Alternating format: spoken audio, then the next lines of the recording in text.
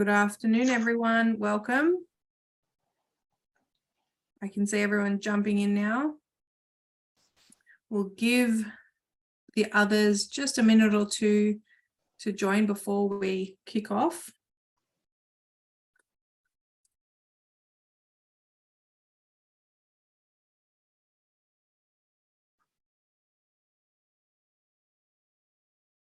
Perfect. We've got about just over half of everyone we're expecting, so just a few more moments.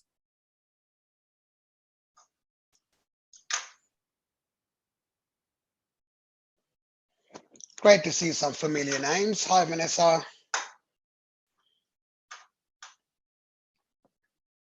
We've got Sina, Wayne. Hi, everyone. Welcome. Just waiting a few moments to give everyone a chance to join. Vanessa says hi back, I think, Sean.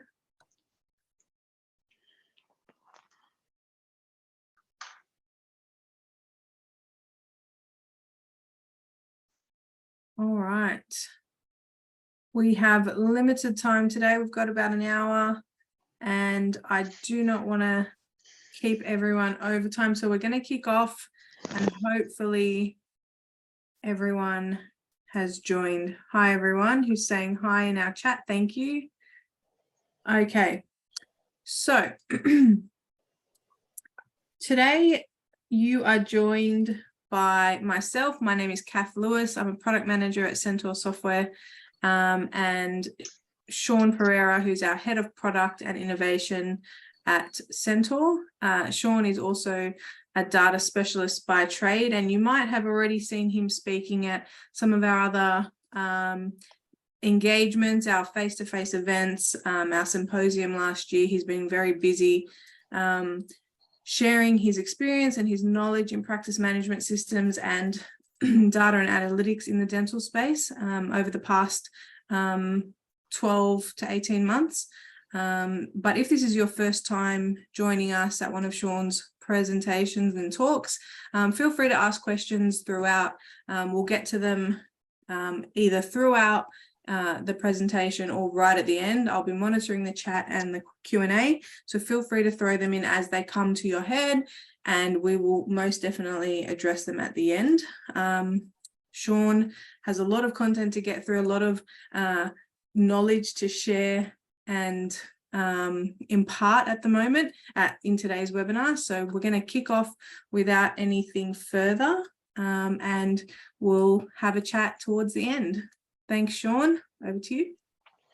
Thank you, Kath. My screen is being shared, so I may not see your questions. So Kath will monitor your questions. If there's anything I need to answer, we'll get to that at the very end.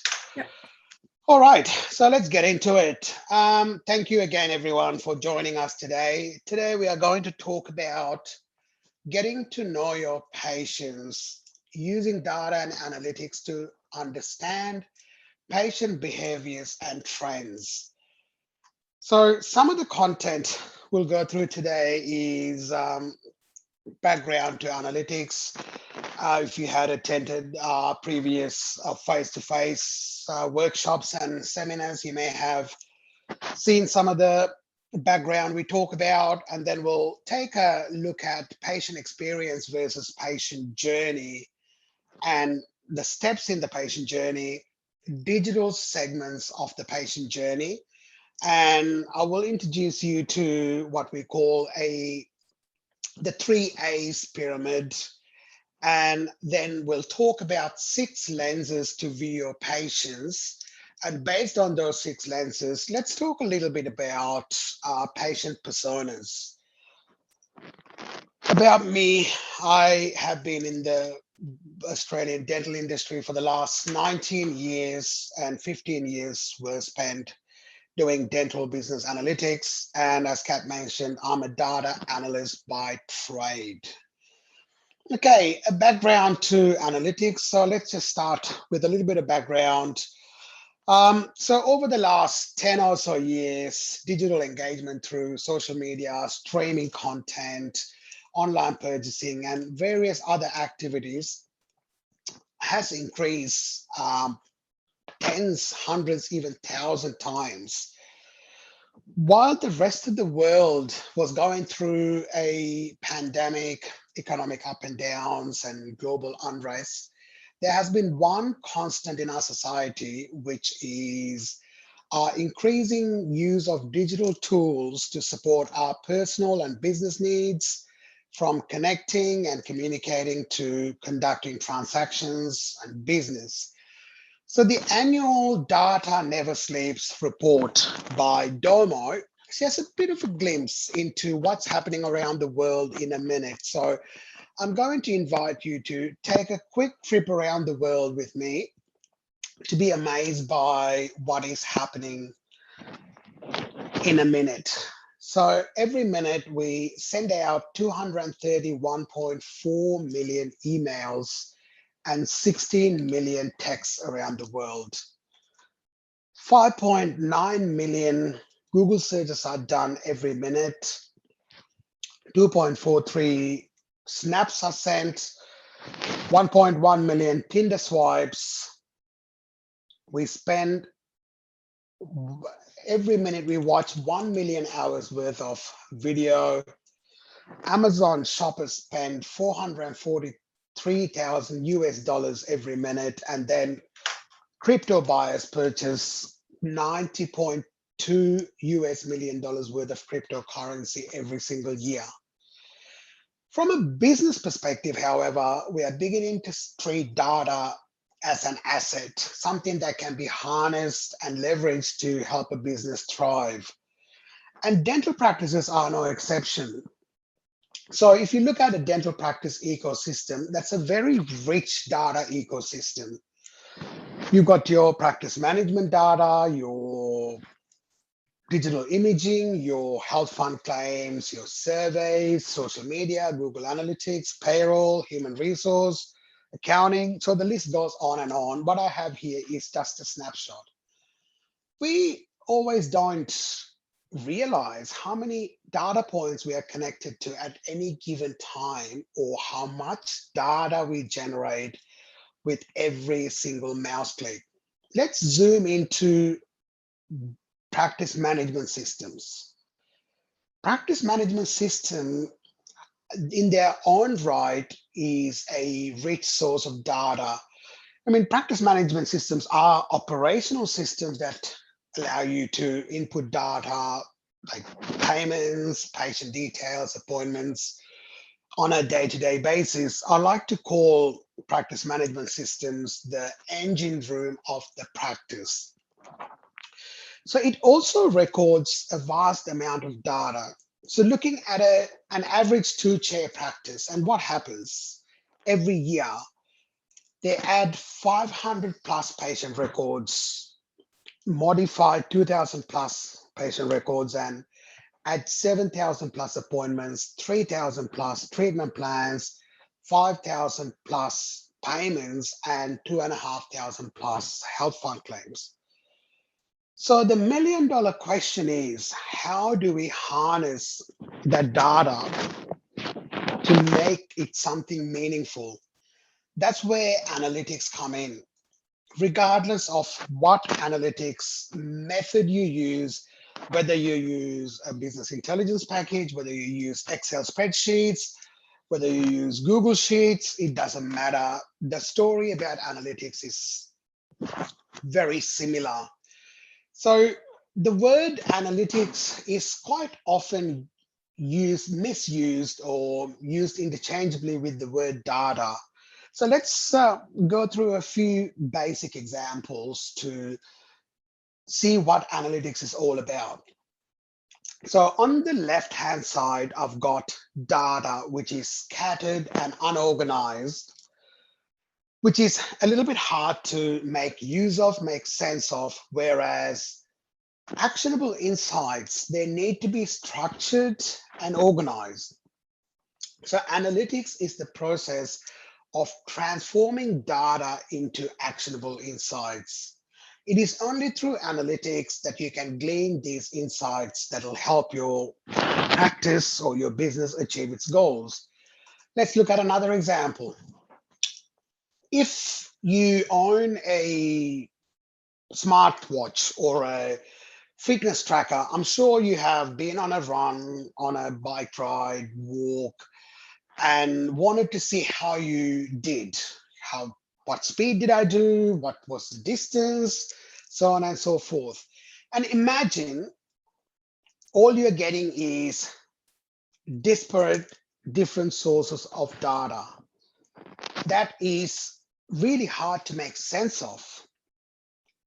But imagine now what you're getting is what you see on the right hand side, structured and organized, which will give you actionable insights. You know, what is my step count? What is my pace? What was my speed or distance that I covered?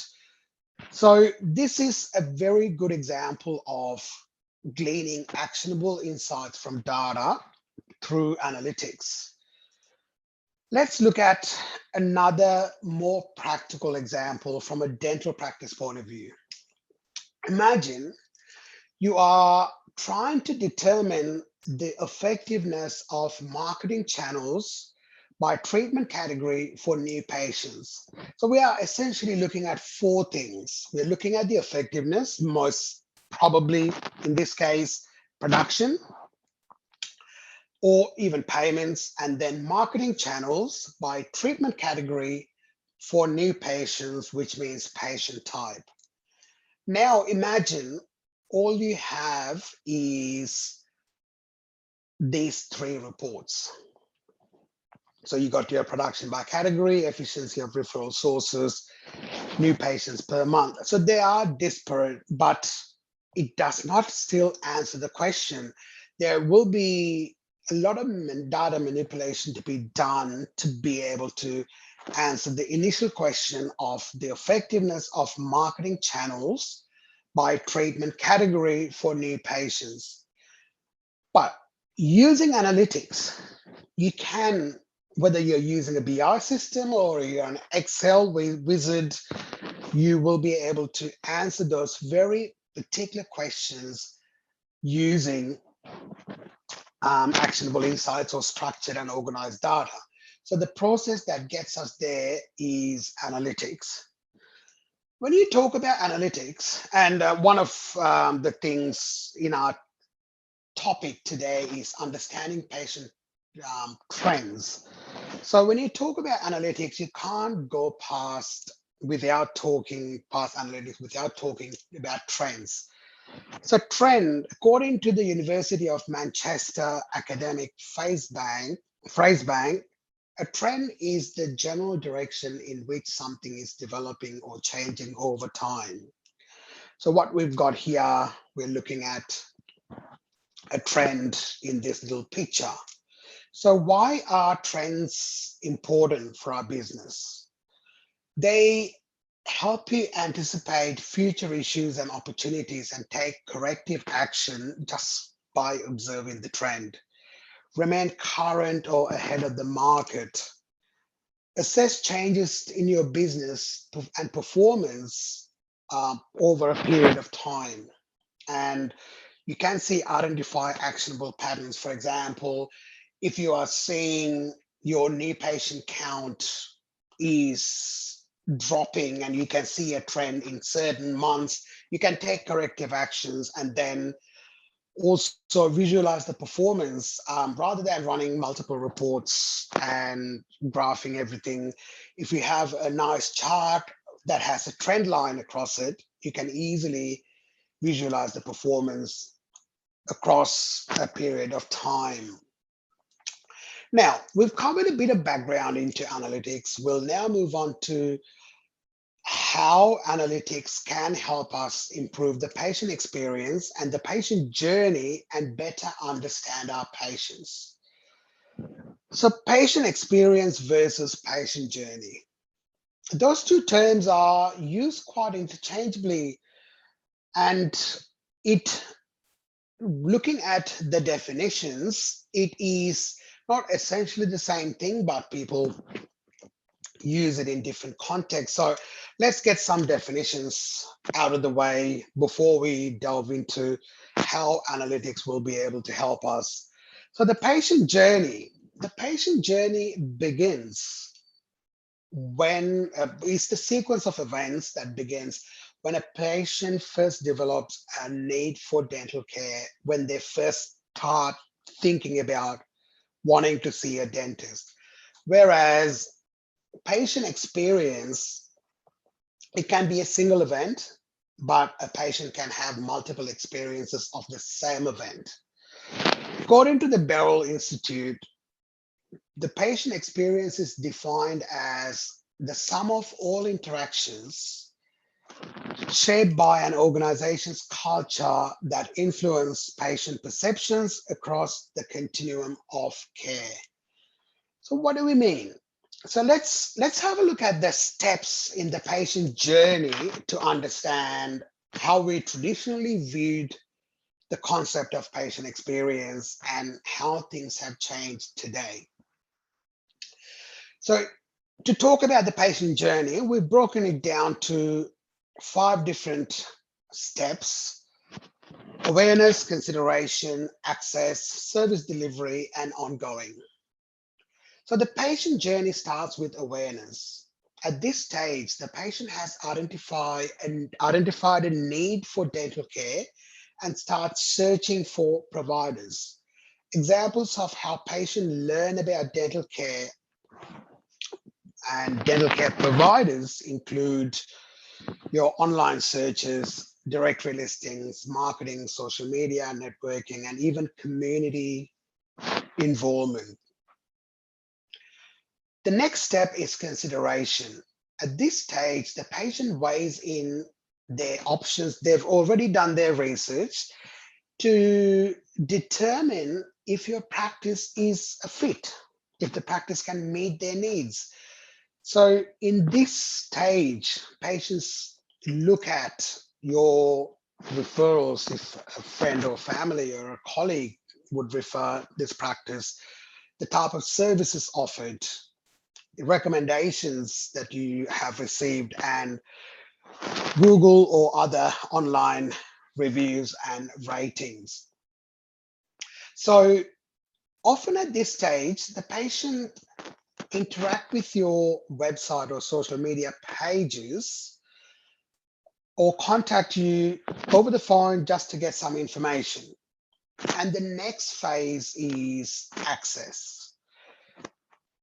At this stage, the patient has decided to schedule an appointment and engage with your practice. The patient could engage with your practice using online appointments, a phone call, sending a booking request, and even walking into the practice. So typically, the scheduling and new patient acquisition happens at this stage. Then comes service delivery. This stage involves the touch points with your patient just before their appointment, and your interactions right throughout the clinical aspect of the patient journey. And so this includes pre-visit instructions and forms, appointment reminders, arrivals and check-ins, chairside, billing process, next visit discussions, and even checkout. And finally, we have ongoing care. This steps involves patient engagement that happens directly after their treatment. So that could be post-treatment follow-ups, patient feedbacks, newsletters and promotions, online reviews, and the works. So traditionally, we confined the patient experience to the 4 walls of the dental practice, or to the delivery of the core clinical service. But today, the landscape has changed. The patient experience today covers every part of the patient journey.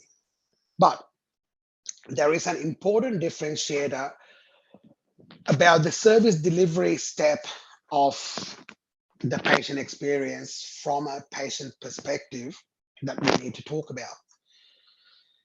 In the service delivery step, the patient can be viewed as being in the patient mode. And in every other step, they are in the healthcare consumer mode in the way they are perceiving your practice and the services you provide. Did you know that at any given point in time, only 15% of the population is in patient mode across all healthcare modalities? So now that we've looked at the steps in the patient journey from a very practical type point of view, let's see how we can leverage data that we collect in these different steps, stages to enhance the patient experience and understand your patients better. So for us to do that, we need to break this journey down to, again, digital segments. So previously we talked about the actual physical steps of the patient journey. Now we have our digital segments. So let's look at the first segment, which is a prospect. So that is before they visit your practice, they're a prospect in the digital world. So they could be, and in any one of these phases, awareness, consideration, access, but they are a prospect. During service delivery, they become a patient of the practice. And after service delivery, once they have left the practice, they become a prospect again. Isn't that funny? They become, though, a biased prospect. Depending on the quality of care you provided, they may be biased towards you or against you. At each stage, there are various metrics that are relevant, and we use typically a number of different data collection systems or even software systems to manage these different segments. And then you have a vast amount of data that gets automatically collected in these different phases. So if you were to look at the prospect mode, the data is recorded in CRMs, customer relationship management system, CRM, SEO, SEM, search engine optimization, search engine marketing, and even social media platforms. When they're in the patient mode, we have data stored in practice management systems and analyzed using business intelligence systems, and even in digital imaging systems, we do store patient data. And then when they go back to the healthcare consumer mode or that bias prospect mode, then we start recording the information in patient experience management platforms, Google type review platforms, and even marketing systems that we use to manage our newsletters, so on and so forth. So now that we've had a look at different sources of data, I think it's high time that I introduced the 3A's pyramid, which is a nice guide for us to follow to leverage all the data that we collect in all these different stages to achieve whatever the goal that we have for our business. So the first step of the pyramid is aggregate. To aggregate all the data points that we have in any digital segment. And the second one is to analyze that data. Then finally, we take action based on that insight gleaned from the analysis. So with that in mind, let's have a look at what sort of metrics that are available to us or potential metrics in each different segment. In the prospect mode, we can use, let's not call it metrics, let's call them lenses.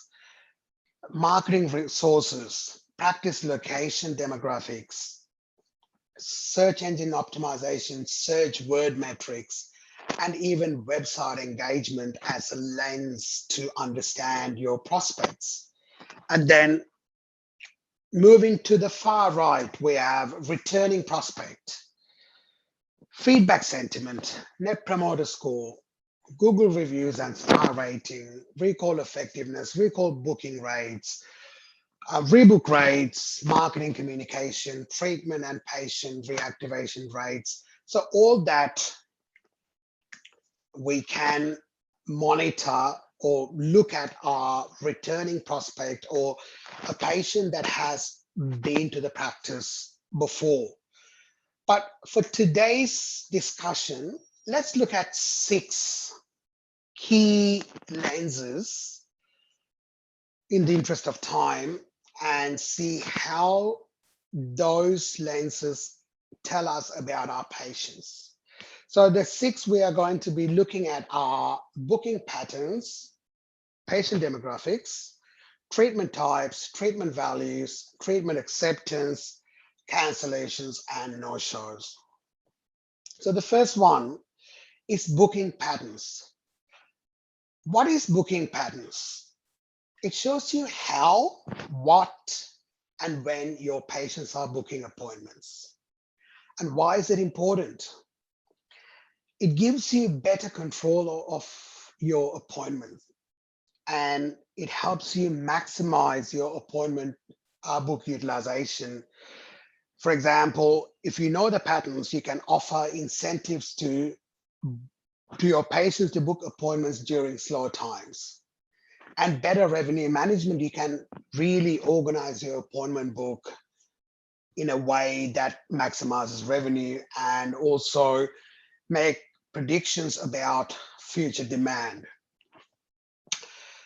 With that in mind, in this example, we're looking at a fictional practice and the number of online bookings by time of the day. So at a glance, we can see at this practice, the highest number of online bookings, the peak online bookings are sitting outside of business hours, 6 to 9 p.m. and 6 to 9 a.m.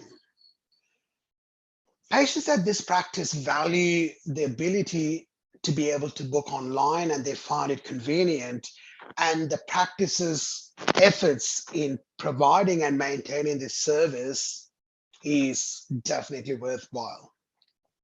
And this is just a very simple example. You can look at things like, the booking anytime, not just online bookings, just, your standard bookings, time of the day of the week, when do we get most of our bookings, so on and so forth. The next one is an interesting one, patient demographics. There are so many ways to look at your patients.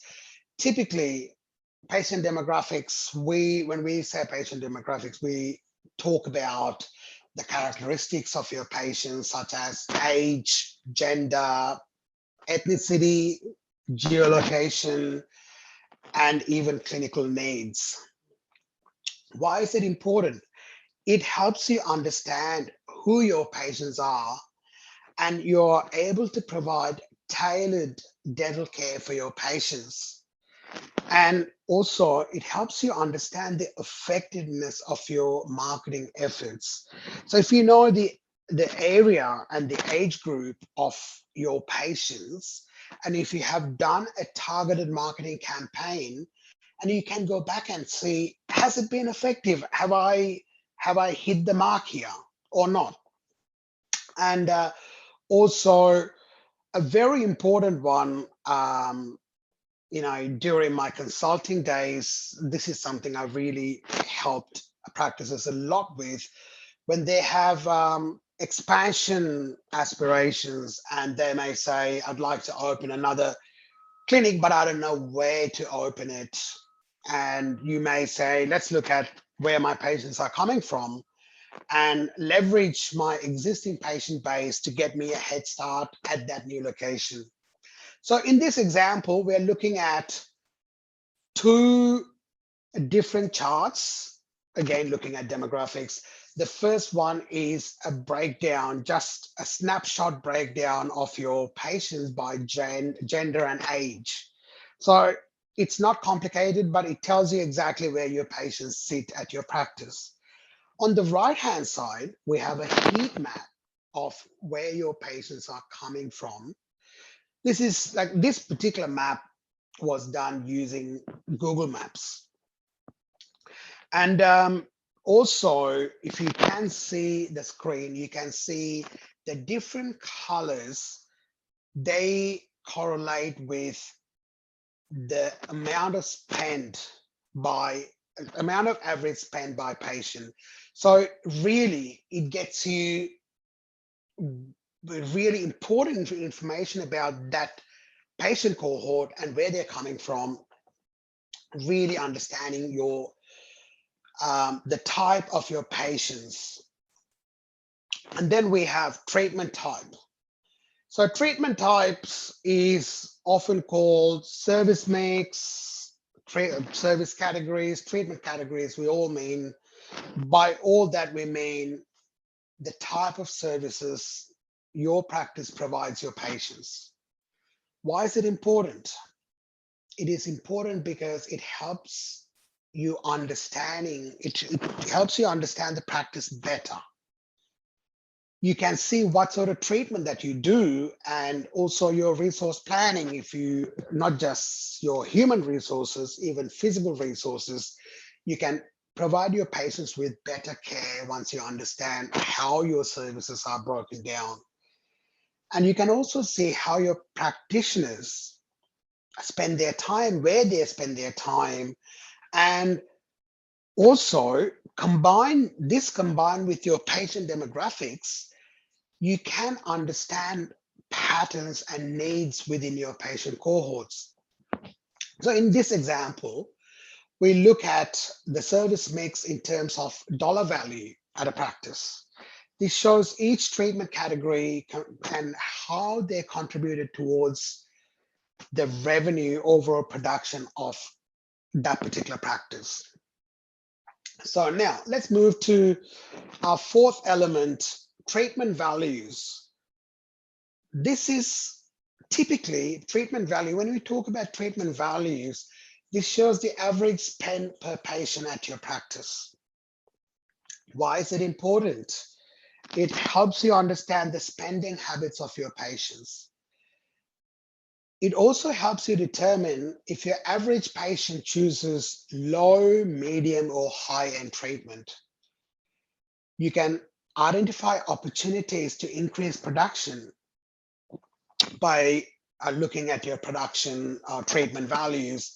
And again, combined with patient demographics, you can understand your patient cohorts by their spending habits. In this example, we're looking at a practice and their production per payment amount over a period of 30 months.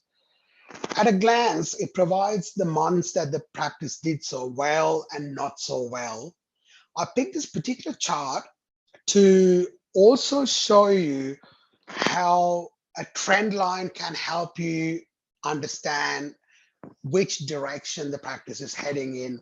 This practice, obviously, I have this in this example, they are not doing so well. Let's look at treatment acceptance. So treatment acceptance, I'm sure everyone is aware, but I'll just go through a quick definition. It shows the portion of treatment accepted by patients as a percentage of what was presented to them in the first place. It is important because, again, it helps us understand the spending habits, how the patients are responding to your treatment recommendations, and identifying opportunities for higher treatment conversion. And also, it helps you anticipate your future treatment conversion rates based on historical data. So in this example, we look at practice and their treatment acceptance rates for the last 30 months. So again, it shows us the months the practice did well, not so well, a combination. I picked this particular chart to show that this practice's general performance, the general trend has been consistent in this period. The last lens I want to talk about is cancellations and no-shows. It is very self-explanatory. It monitors the cancellations and no-shows at the practice. Why is it important? It helps you identify cancellation trends for better resource planning. And you can also, by looking at the trends, you can take corrective action. You can understand the financial impact of cancellations, and also you can anticipate cancellations and no-shows and allocate resources accordingly. So in this example, we're looking at appointment cancellation by month. So you can see appointment cancellations versus actual appointments. So really we can see the trend. If we draw a trend line, it'll most likely be even across the period. And then we have on our right-hand side, we've got two charts. They not only show trends, but the important thing is it shows us patterns. So at a glance, we can say Wednesdays, we have the most amount of cancellations. And this is a very interesting one. When you talk to a practice, you ask them, what day of the week do you think you have most of your cancellations? And they say, okay, it is Wednesdays, but it changes some weeks. And what time of the day on Wednesdays do you have most amount of cancellations? And most people say it changes. But the interesting thing is when you look at data, whether you look at a month at a particular practice or 3 months, 12 months or 5 years, that trend tends to be exactly the same across a continuum of time. So that is because in most cases, patients, humans are creatures of habit. So we tend to do the same thing in different ways, but maintain a similar theme. So the benefit of analyzing patient data. So up to now, I hope that you have seen the six lenses we talked about and found something that you can take away to analyze your practice. So let's have a quick look at the benefits of analyzing patient data. First, it helps you better understand your practice. That means what type of practice you are, what type of treatment you perform the most. Who are your practice superstars? Are they your newer associates or the established associates, or your hygienists or oral health therapists? Where your patients are coming from, what age groups, are we a young practice? Are we a middle-aged, practice? And what sort of treatment do we do? And what sort of appointments our patients make? Do they make online appointments mostly, or do they call the practice, or do they walk in? It just gives you a really good understanding of your practice. But for today, we are going to focus on better understanding your patients. So it helps you understand your patients and allow you to create patient personas. And patient personas, in some contexts, some consultants use the word patient avatar. Same thing. It just to be able to segment patients by similar qualities, age groups, geolocations, treatment preferences, appointment preferences, and even anticipate cancellations and no-shows based on that particular performance persona. So talking about creating patient personas, I can't see the chat, but if you have at your practice, if you have any patient personas that you've created, please let us know. And I'm sure Kath will be delighted to find that information from you. I'm going to look at some of the personas we created for a particular practice. Again, a fictional practice, but we use real data to create those personas. So we have demographics, we have Graham, age group, a male, age group 55 to 60. And the location is Inner West. That's where they're coming from. They call during business hours. Obviously, Graham is old school to make their appointments. Mostly has prosthodontic work in a medium value treatment plans. And they generally, with a few exceptions, they generally accept treatment plans and hardly ever cancels or no shows appointments. So I would like to think I would like you to think if you have any Grahams at your practice. The next persona I have here is Lucia, age group 40 to 45, coming from eastern suburbs, books appointments, doesn't like calling the practice books appointments online during business hours, mostly interested in cosmetic work, high end, and because of the high end work, it is a little bit hard to convince Lucia to accept our treatment plans. So acceptance stays at a low rate, and cancellations and no-shows are medium, as in every now and again she would cancel the last minute or not show up for an appointment. And then finally, we have Ashwin, who is a student in the age group of 25 to 30, living in the CBD. During the day, he's at uni, so he books appointments online after hours. Doesn't go for any specific type of treatment, general treatment, your exam scale and cleans and fillings, generally low end, but a treatment plan acceptance is at a high rate. And cancellations and no shows, they hardly ever cancel any appointments. So think about how many Ashwins you have at your practice. So you may, this is just a stock image of someone, but you may want to give that persona a name and a face, and you may say, when someone comes in, you might say, well, that's an Ashwin, or that's a Lucia, or that's a Graham, or you may have a number of personas, but don't go overboard with creating personas based on data. Keep it to about 6 that you can manage. Otherwise, you would need another practice management system to keep track of your patient personas.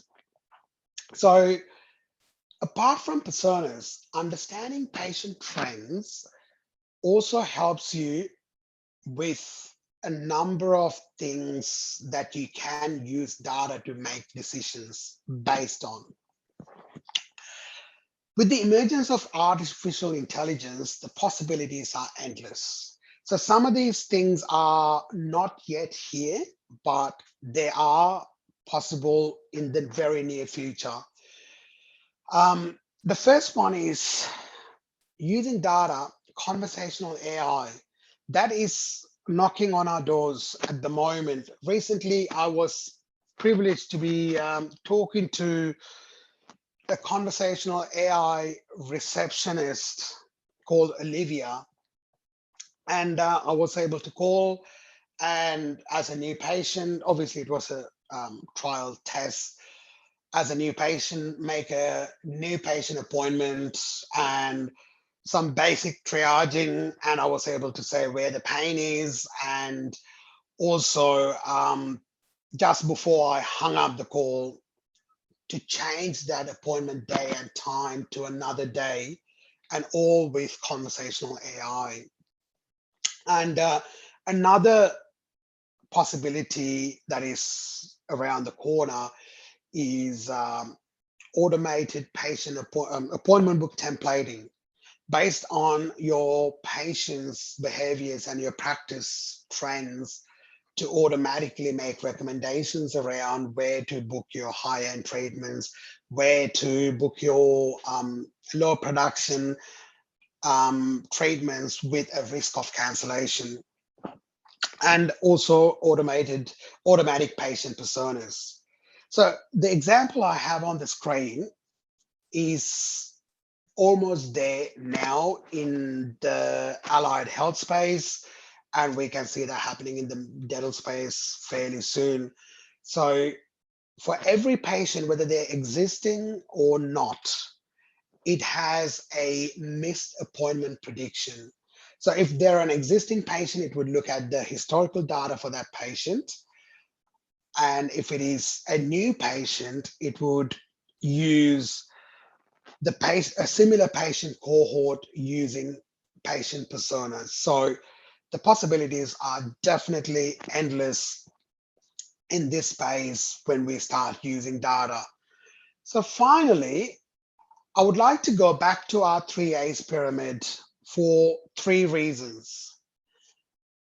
To remind you of the guide of 3A's to start using patient analytics. It's very simple, easy to remember: aggregate, analyze, and act. And also to challenge you to think, if you do use data this way at your practice, whether it's manual, it doesn't matter, it doesn't need to be digital. Even if you do that on a piece of paper, do you use data to aggregate, analyze, and act? And finally, to take away some of the analytical lenses we talked about today and start using them at your practice using this simple model. So patient personas, they fit in this analyze component, and then obviously your marketing and any other action you take can be based on those personas. That brings us to the end of the content we wanted to cover today. I'd love to see if you have any questions, any comments that we can answer. Thanks, Sean. That was great. That was fantastic. We got through a lot of information there. As Sean just mentioned, we will open up for any questions you have in our Q&A box or the chat. Feel free to type it into the chat and we can answer some of them live. If we haven't got any questions, we can wrap up about 10 minutes early, but I'll just leave it open for a moment. In the meantime, Beck, thank you. We've got a poll up on our screen. If you would like some more information about anything you heard today, any of the solutions that Centaur provides in terms of data and analytics, please just pop it into the poll now, answer that poll, yes or no, and we can have a member of our team get in touch with you at a convenient time to discuss anything you might want to discuss about today's webinar. Okay, fantastic. We've got a couple of questions that have just come through, Sean. So we'll just kick it off over here. So we've got, is it easy to visualize the data from D4W? That's from Amardeep Singh. Yes, easy to visualize the data. Data from D4W, yes. And I will be able to answer Jim's question at the same time. At the same time, because the difference is from and with. So the practice management systems are typically not designed for data visualizations. They spit out reports in most cases. So using the data that you pull out of Dental for Windows, because the Dental for Windows database has got all those data points that we talked about, So there are multiple business intelligence systems out there. And even if you do that in Excel, you can easily visualize some of the charts I showed you today. I did that in Excel just for this presentation today. So can you do that within Dental for Windows? No. Can you do it with the information that you get out of Dental for Windows? Absolutely. On the same note, I should mention that in Dental for Web, our cloud version of Dental for Windows or cloud iteration, we do have Practice Insights as an included module. So we have gone as far as possible within a practice management system to visualize data. So Practice Insights has got 7 dashboards and about 57 charts, and there's a lot of visualizations there. So I think we'll be able to, I think Amaddeep, that should answer your question, and Jim as well, not with, from. And you can say that next question from Jaya. Sean, can you please help translate today's presentation with Centaur's D4W reporting resources and which ones? We might, Jaya, we might actually, if you have answered the poll as yes, we will get in touch and we can answer that question directly. I think might be a little bit easier to get some more specifics around that as well. If not, I will make a note. If I haven't seen you say yes in that poll, I'll make a note to get in touch directly to try and answer that for you. And